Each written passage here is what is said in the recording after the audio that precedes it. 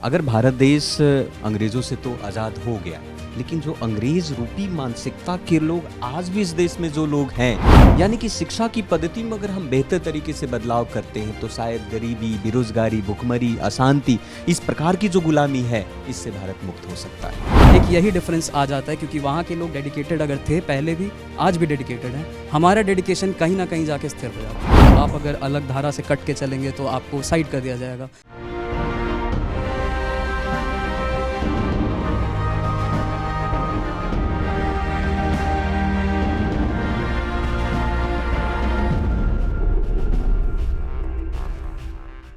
आज पूरा देश 78वां स्वतंत्रता दिवस मना रहा है। नमस्कार, मैं हूं अभिषेक और आप देख रहे हैं कैपिटल टीवी। आज हमारे सभी दर्शकों को स्वतंत्रता दिवस की हार्दिक शुभकामनाएं। स्वतंत्रता दिवस को लेकर हमने सोचा कि आज उस जगह पर जाएं जहां पर देश को संवारने वाले युवा बनते हैं। हम मौजूद हैं इस वक्त आईएएस की जो पढ़ाई होती है, प्रयास आईएएस कोचिंग संस्थान में, और ये बोरिंग रोड स्थित है। और यहाँ पर हम बात करेंगे स्वतंत्रता के बारे में कि क्या आजकल के बच्चे के लिए स्वतंत्रता के क्या मायने हैं, किस तरह से मनाया जाना चाहिए। और हम लोग आज 78वां स्वतंत्रता दिवस मना रहे हैं तो हम लोग दूसरे देशों से क्यों पीछे रह गए हैं, उन सभी मुद्दों पर बात करेंगे। आइए, तो हम लोग ये क्लास के अंदर जा रहे हैं। ये क्लास है, देखिए यहाँ कुछ बच्चियाँ हैं। 78वां स्वतंत्रता दिवस इस भारत मना रहा है। ऐसे में स्वतंत्रता के वाकई में क्या मायने हैं? अगर सबसे पहले अगर हम इंडिपेंडेंस डे सेलिब्रेट करना चाहते हैं तो फर्स्ट ऑफ ऑल पहले अपने माइंड से हम लोग को इंडिपेंडेंट होना पड़ेगा फर्स्टली। और मतलब ऐसे नहीं है कि बस 15 अगस्त है, हमने सेलिब्रेट करा और चीज़ें हो गई, ख़त्म हो गई। ऐसी चीज़ें तो नहीं होनी चाहिए। सबसे पहले कि हमें जितने अपने प्रोमिनेंट लीडर्स हैं, जितने रेवोल्यूशनरीज़ हैं, उनसे हमें इंस्पिरेशन लेकर के आगे अपने लाइफ में उसे इम्प्लीमेंट करना होगा और हमें मेक श्योर करना होगा कि हम उनके ही लाइफ और पथ और डायरेक्शन पे चलें। That's all. Thank you. आपका नाम? काजल। देखिए, यहाँ पर एक और साथी है हमारा। अभी अगर मैं बात करूँ इंडिपेंडेंस डे की, तो आप जैसे एस्पिरेंट्स जब मेन स्ट्रीम में जाते हैं, एडमिनिस्ट्रेशन में जाते हैं, तो उनके लिए क्या लाइन ऑफ कंट्रोल होना चाहिए, किस तरह का प्लान ऑफ एक्शन होना चाहिए, उस पर कुछ बताएं। सबसे पहले कि हम सभी को स्वतंत्रता दिवस की बहुत बड़ी हार्दिक शुभकामनाएं। और हमारे जैसे एस्पिरेंट जब आगे बढ़ के कुछ बनेंगे तो हम लोग को भी चाहिए कि हमारे अपने समाज के अंदर जितने भी वास्तविक जो स्वतंत्रता है जो है उसको समझना चाहिए।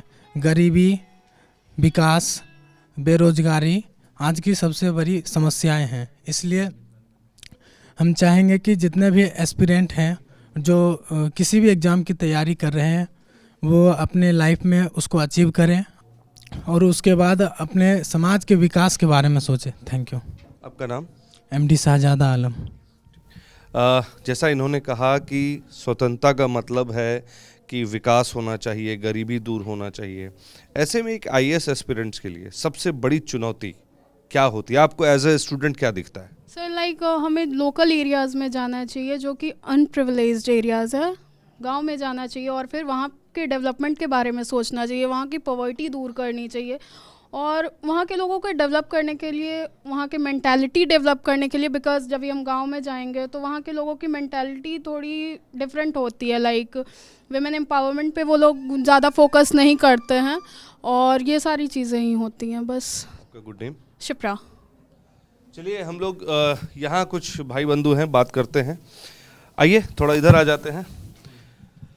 अगर मैं बात करूँ स्वतंत्रता की, तो हम लोग 78 वर्ष में प्रवेश कर चुके हैं। अब अगर मैं कंपेयर करता हूँ उन देशों से जिनके ऊपर एटम बम गिरे, बहुत पीछे चले गए, बट बावजूद इसके भारत से वो आगे हैं।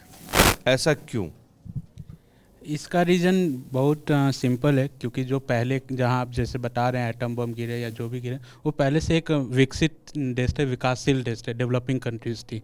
उनके पास वो इंफ्रास्ट्रक्चर था, वो सारी कुछ थे, मैन पावर था, जिसके बदौलत तो सारी चीज़ें बर्बाद हो गई ना। बर्बाद हो गई। उसके बाद उनके अंदर एक जेल आया जैसे हमारे पास भी झील आया, हम भी 1947 के बाद हमारे पास भी था कि हमें अपने नेशन को आगे बढ़ाना है, तो लोगों ने उसके काम किए धीरे धीरे। पहले ग्रीन रेवोल्यूशन से शुरू किया, वाइट रेवोल्यूशन से शुरू किया, अपने कॉन्स्टिट्यूशन को हमने स्ट्रॉन्ग बनाया। तो आप ये नहीं कह सकते कि हम लोग दो अलग को कंपेयर नहीं कर सकते। हम अपने जगह पे बहुत अच्छे हैं, वो अपने जगह पे उन्होंने विकास किया। हम अपने हमारा जो पॉपुलेशन ग्रोथ है उसको लेके हमारा जो डेवलपमेंट चल रहा है वो उसका स्केल बहुत बढ़िया है। मेरा नाम राणा रितेश विक्रम सिंह। तो देखिए, इन्होंने बहुत अच्छी डेफिनेशन बताई। हमारे साथ एक साथी और हैं। सर, आप बताइए कि अभी जो हालात हैं, जो सिनेरियो है, अभी आपने देखा होगा एक आईएएस एस्पिरेंट्स के बारे में भी काफ़ी चर्चा शुरू होगी, आईएएस निकाल लिया। आपको नहीं लगता कि हम लोग कहीं ना कहीं करप्शन हो या चोरी करके पास करने की ये जो हम लोगों ने पता नहीं कहाँ से ले ली है, नहीं जानता मैं, ये इस कारण से हम पीछे हो रहे हैं? एक आईएएस एस्पिरेंट्स और जैसे यूपीएससी में अगर मैं बात करूं तो वहाँ पे अगर ये इस तरह की लूप होले तो कहीं ना कहीं वहाँ के भी लोग गिल्ट में है या वहाँ भी कुछ करप्शन है? सर, सबसे पहले तो देखा जाए कि कोई भी एस्पिरेंट अगर होता है, एक एस्पिरेंट होना और एक सेलेक्टेड ब्यूरोक्रेट होने में बहुत मेजर डिफरेंस देखने को मिलता है। जिस डेडिकेशन के साथ आप अपने एस्पिरेंट वाले फेज़ में पढ़ाई करते हैं, वो डेडिकेशन आपका सर्विस वाले सेक्टर में नहीं दिखाई देता है।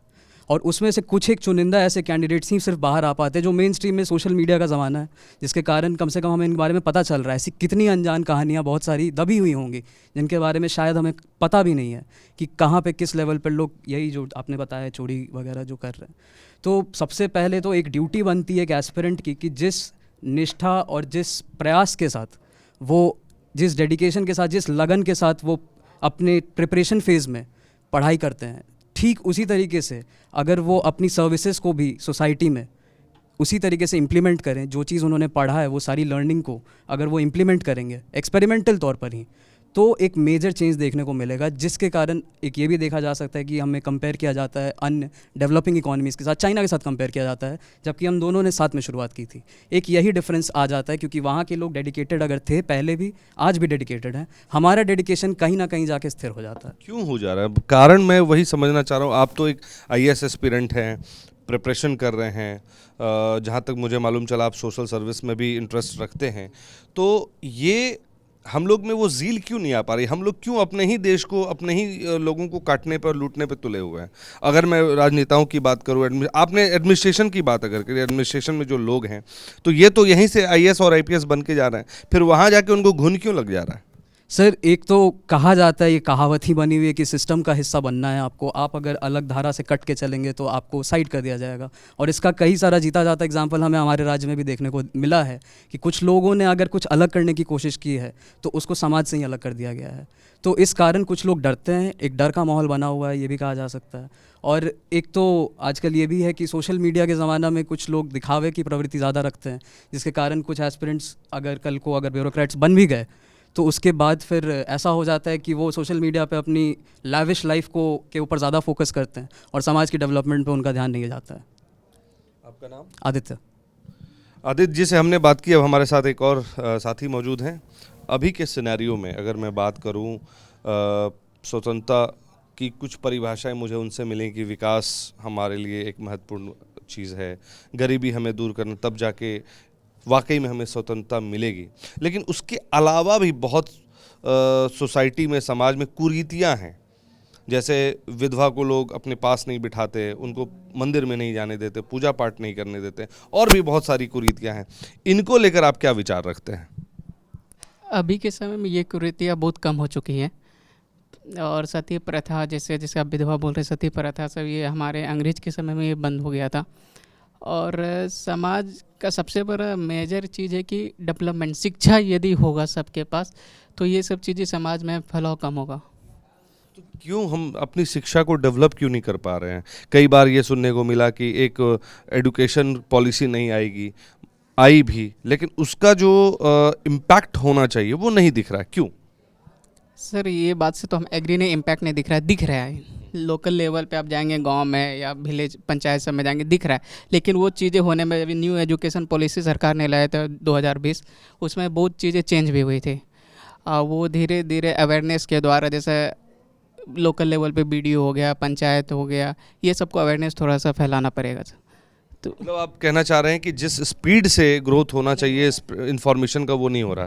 तो देखिए जितने भी यहाँ पे आईएएस एस्पिरेंट्स हमारे साथ प्रयास आईएएस कोचिंग में जो मौजूद हैं, उनका सिर्फ एक ही चीज़ कहना है कि एडुकेशन के ऊपर बहुत फोकस करना चाहिए, इन्फॉर्मेशन उस तरह से स्प्रेड आउट होना चाहिए ताकि ज़्यादा से ज़्यादा लोगों तक पहुँचे कम समय में, ताकि वो इम्पैक्ट उसका उस सोसाइटी में देखने को मिले। खास करके जो कुरीतियां हैं उनको जागरूक करना चाहिए उनके बारे में कि उनका क्या इम्पैक्ट नेगेटिव और पॉजिटिव पड़ सकता है हमारे समाज में। तो ये थे प्रयास कोचिंग इंस्टीट्यूट के जो आईएएस एस्पिरेंट्स, उनसे हमने बात की। अब हम कोशिश करेंगे कि यहाँ के जो संस्थापक हैं, जो डायरेक्टर हैं, उनसे भी बात करने की। यहाँ पे कुछ फैकल्टीज़ भी मौजूद हैं, चलिए आइए उनसे बात करते हैं।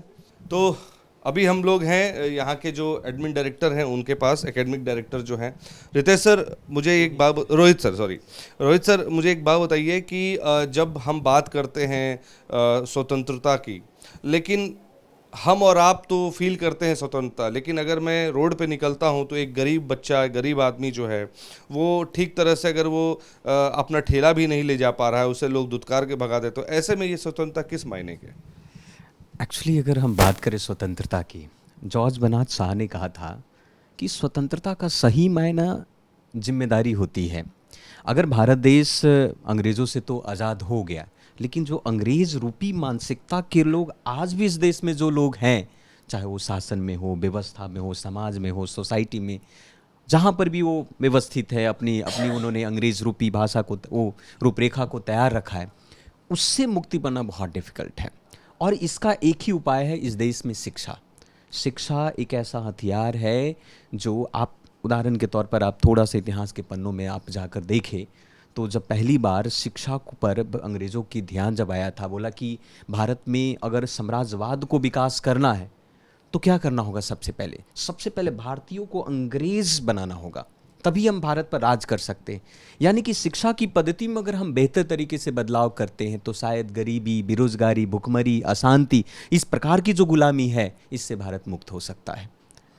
फिर क्यों नहीं मुक्त हो पा रहे हैं? ऐसा तो नहीं है कि लोग अब अंग्रेजी बोल नहीं रहे हैं, फिर भी उस मानसिकता से नहीं निकल पा रहे हैं? अंग्रेजी भाषा डिफरेंट है और मानसिकता डिफरेंट है। मानसिकता का संबंध यहाँ साम्राज्यवाद से है, मानसिकता का संबंध उपनिवेशवाद से है, मानसिकता का संबंध जो है आज भी जो एम्पेरियलिज्म, जो मानसिकता के लोग हैं, जो रूलिंग, हमें एक सोसाइटी को रूल करना है। जैसे इक्वालिटी की बात हमारे प्रेम्बल में आप पढ़ेंगे कि हम भारत के लोग भारत को एक संपूर्ण प्रभुत्व संपन्न समाजवादी धर्मनिरपेक्ष लोकतंत्रात्मक देश बनाए। समाजवादी की बात तो हो रही है, लेकिन क्या सच में वास्तविक ग्राउंड स्तर पर समाजवाद है क्या? आज भी सोसाइटी बटी हुई है डिफरेंट स्टेट में, अगर देखा जाए क्लासेस में बटी हुई है। तो कोई भी क्लास नहीं चाहेगा कि जो लोअर, आप बताऊं उदाहरण के तौर पर मैं फ्रांस की क्रांति बताता हूं। फ्रांस की क्रांति हुआ ही था इक्वालिटी को लेकर, समानता को लेकर, आपका लिबरलिज्म्स को लेकर, वहाँ पर हुआ था फैटर्निटी, भाईचारा और बंधुता को लेकर। यानी कि अपर क्लास से लोग रिक्वेस्ट कर रहे थे कि आप मुझे अपने बराबर बैठने का मौका दे। तो जब इस देश में सब एक भारतीय हो जाएंगे ना, तो भारत तो अपने आप आज़ाद हो जाएगा। पर अभी तक क्या वास्तविक रूप से सिर्फ हम एक भारतीय बने हैं? हम धर्मों में बटे हुए हैं, भाषा में बटे हुए हैं, क्षेत्रवाद में बटे हुए हैं, हम इतने सारे बटे हुए हैं कि बटना हमारी फितरत हो गई। तो जब इंसान बटता है ना, तो डिफरेंसेस क्रिएट होते हैं, और वो डिफरेंसेस एक गवर्निंग सिस्टम को लेकर आता है, और परिणामतः ये होता है कि रूलिंग तो होगा। वो ठेले वाले परेशान होंगे, गरीब परेशान होंगे, बेरोजगार परेशान होंगे, ये सब परेशान होंगे, क्योंकि वो मानसिकता परेशान कर रहा है, वो रूलिज्म्स जो है ना वो परेशान कर रहा है लोगों को। तो उससे मुक्ति होना, यही स्वतंत्रता है। सर, अभी सर ने बात की धर्मों को लेकर। जब स्वतंत्रता हम मनाते हैं तो सभी धर्म के लोग मनाते हैं। अभी हम जब आ रहे थे, कुछ मुस्लिम समुदाय के भी लोग थे जो तिरंगा लेके वो यात्रा निकाल रहे थे। तो ऐसा क्यों होता है कि जब सिर्फ स्वतंत्रता दिवस हम जब मना लेते हैं या 26 जनवरी गणतंत्र दिवस मना लेते हैं, फिर वही धर्म की बात आने लगती है, आपस में बढ़ते हैं? ऐसा नहीं है कि सिर्फ लोकल आदमी, जो एडमिनिस्ट्रेशन में लोग बैठे हैं वहाँ पे भी वो दिखता है। क्यों ऐसा दिखता है? जबकि आईएएस बनाने के लिए जो आप लोग नींव तैयार करते हैं उसमें तो कहीं ऐसी बात नहीं आती है। देखिए, इसको दो पहलू से आप देख सकते हैं। पहले कि insight of ethical moral values एक चैप्टर है, जो इथिकल वैल्यूज़ जिसको कलेक्शन ऑफ मोरल वैल्यूज़ कहते हैं, उसको देख सकते हैं तो there is a lack among the ruling class, among the bureaucrat class. जो ब्यूरोक्रेट में है इसका अभाव है, रूलिंग क्लास में भी अभाव है। इससे सुपरिटी जो कॉम्प्लेक्स है वो क्या हो रहा है, बनता जा रहा है। सीनियर सबॉर्डिनेट का रिलेशन जो है और जो अकाउंटेबिलिटी है उसका एकदम लैकिंग दिख रहा है। इसलिए क्या है कि इसका रिजल्ट्स जो होता है कि डिफरेंट सेक्स में आपको जो गवर्नमेंट ऑफिसेज हैं जहाँ पर की हायरार्की है वहाँ पर भी ये सब देखा जा रहा है। यहाँ तक कि इवन पार्लियामेंट में भी देख सकते हैं, लेजिस्लेटिव असेंबली में भी देख सकते हैं, अमॉन्ग द लीडर्स भी देख सकते हैं। वहाँ पर रिलीजन का प्रोपागेशन इस तरह से देख सकते हैं। तो इसको हम कहते हैं कि there is a lack of ethical moral values. तो ये जो मोरल वैल्यूज है जिसको लोग समझ नहीं रहे हैं, जिसको कि अभी सर ने बताया कि फ्रेटर्निटी का क्या है, अभाव है, इसको हमें क्या करना है, to strengthen the rope of fraternity among the people of India, among the leaders of India, among the bureaucrats of India. तभी हम क्या कर सकते हैं, togetherly we can move and come to be in the way of progress. Bipin Bihari Pandey है मेरा शुभ नाम, मैं ज्योग्राफी पढ़ाता हूँ। तो देखा आपने, एक ही बात, इक्वलिटी की बात आ गई अंततः कि इक्वलिटी जब तक हम अपने आप में डेवलप नहीं करेंगे, जब तक एडुकेशन को ढंग से इम्प्लीमेंट नहीं करेंगे, बच्चों को उस तरह की शिक्षा जब तक नहीं देंगे और आपसी भेदभाव जब तक ये बना रहेगा तब तक देश स्वतंत्र नहीं माना जाएगा। क्योंकि स्वतंत्रता असली मायनों में सभी के लिए है, तब जब सब एक बराबर हो। और जैसा कि अभी ज्योग्राफी वाले फैकल्टी सर ने कहा कि जिस तरह से पार्लियामेंट में भी कुछ चीज़ें देखने को मिलती हैं वो नहीं होनी चाहिए। और आपसी तालमेल बिठाकर अगर हम एक दूसरे को, सामंतवादी सोच को अगर हम दूर करके एक दूसरे को अगल बगल बिठाते हैं, एक दूसरे के साथ भाईचारा निभाते हैं, सिर्फ बोलने में नहीं अपने बिहेवियर में भी लाते हैं, तो असल में स्वतंत्रता वही है। तो इस स्वतंत्रता दिवस पर हम आप तक ये प्रयास कोचिंग से जो उनकी जो भावनाएं थी वो आप तक लेकर आए। और इस चीज़ को हम कोशिश करेंगे कि आप इस खबर को, इस कहानी को आप ज़्यादा से ज़्यादा शेयर करें, लोगों तक पहुंचाएं, ताकि उन्हें भी सोचने और समझने की एक अलग दिशा मिले। मैं कुमार अभिषेक, कैमरा पर्सन विकास के साथ, कैपिटल टीवी, पटना।